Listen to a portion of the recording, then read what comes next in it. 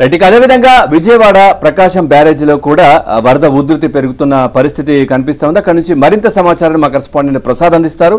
Prasad, vote.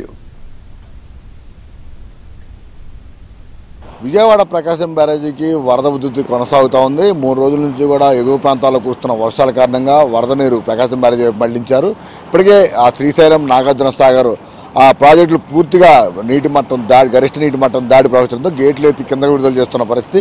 ఇక మధ్యలో పులిచింతలు కూడా దాదాపుగా నిండుకునే పరిస్థితి వచ్చింది. అయితే అక్కడ ఎగువ ప్రాంతాల్లో వస్తున్న వర్షాలను బట్టి ఇప్పటికే దాదాపు 2 లక్షల క్యూసెక్కుల నీరు పులిచింతల నుంచి ప్రకాశం బ్యారేజీ విడుదల చేశారు. మరోవైపు నాగార్జున సాగర్, పులిచింతల బ్యారేజీ మధ్యలో ఉన్న చిన్న ఆ వైరా, కట్లేరు వంటి, మున్నేరు వంటి ఉపనదుల నుంచి, అలాగే ఈ 3 రోజుల నుంచి కురుస్తున్న వర్షాల కారణంగా భారీగా వరద నీరు ప్రకాశం బ్యారేజీకి వచ్చి చేరుతుంది. 12 అడుగుల నీటి మట్టం దాటి వరద నీరు వచ్చేయడంతో ప్రధానంగా ఈ ప్రకాశం బ్యారేజీ దగ్గర దాదాపు 3 లక్షల క్యూసెక్కుల నీరు ఇన్ఫ్లో కొనసాగుతుంది. 2,90,000 క్యూసెక్కులు మొత్తం 70 గేట్లు కూడా ఒక దాదాపు 5 అడుగుల పైనే ఎత్తి కిందకు విడుదల చేస్తున్న పరిస్థితి. మరోవైపు దాదాపు 13,000 క్యూసెక్కుల నీరు కాలువల ద్వారా కూడా విడుదల చేస్తున్నారు. ప్రస్తుతం మనం ప్రకాశం బ్యారేజీ వైపు కూడా ఇక్కడే ఉన్నాము.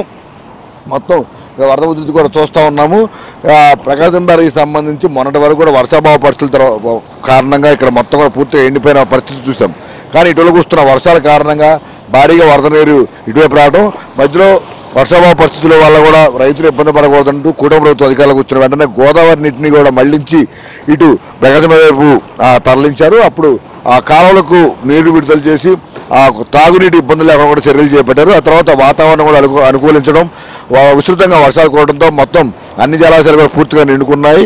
ఆ నిండిపోయిన పరిస్థితుల్లో వచ్చినట్టు కూడా కిందకు విడుదల చేస్తూ ఉన్నారు. ఇప్పుడు ప్రకాశం బ్యారేజీ దగ్గర కూడా 12 అడుగులు గరిష్ట నీటి మట్టం దాడి ప్రవహిస్తున్న నేపథ్యంలో వచ్చినట్టు సముద్రంలోకి విడుదల చేస్తూ ఉన్నారు.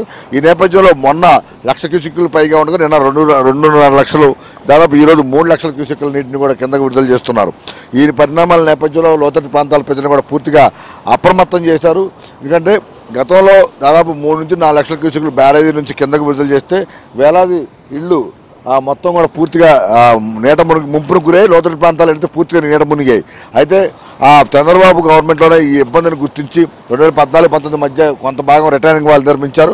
ఆ తర్వాత జగన్మోహన్ రెడ్డి అధికారంలో వచ్చిన తర్వాత కూడా మిగిలిన పనులు కూడా పూర్తి చేసిన పరిస్థితి. దీంతో కొన్ని వందలాది ఇళ్ళు ఈరోజు ముంపును గురి కాకుండా రాష్ట్ర ప్రభుత్వం తీసుకున్న చర్యలు ఈరోజు ప్రజలకు ఎంతో మేలు చేస్తున్నాయని కూడా చెప్పవచ్చు. మరో 2 రోజుల పాటు ఇదే విధంగా ఈ వరద ఉధృతి కూడా కొనసాగుతూ ఉన్న నేపథ్యంలో ప్రజలు కూడా పూర్తిగా అప్రమత్తంగా ఉండాలని కూడా చెప్తా ఉన్నారు.